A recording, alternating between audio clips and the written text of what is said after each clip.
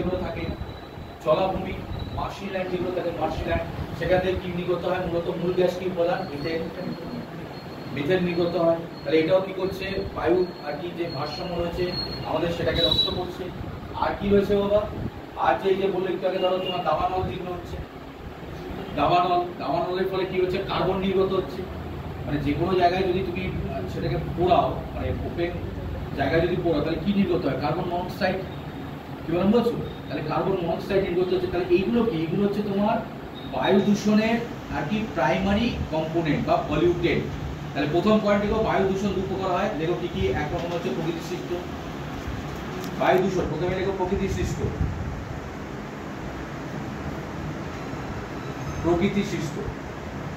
প্রকৃতি সৃষ্টের মধ্যে তার আন্ডারে কি লিখবে? এক নম্বরে কি লিখছে? অগ্নুৎপাত।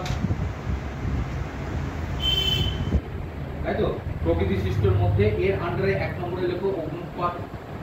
তাহলে অগ্নুৎপাতের ফলে কোন গ্যাস নির্গত হচ্ছে? মেইন কনস্টিটিউয়েন্ট কি বললাম? Sulphur die oxide. ঠিক আছে, এরপর কি বললাম?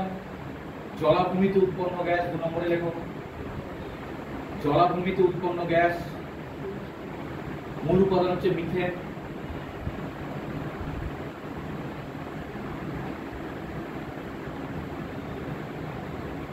তাই তো?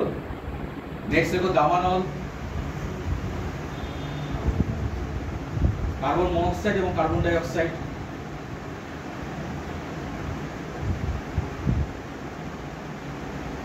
এগুলো কি? এগুলো হচ্ছে তোমার প্রকৃতির সৃষ্ট, কার্বন ডাই অক্সাইড এবং কার্বন মনোক্সাইড এবং কার্বন ডাই অক্সাইড। ওকে, এইবার এটা ছিল প্রকৃতির সৃষ্ট। তার মানে এই যে গ্যাসগুলো, এগুলো হচ্ছে কি?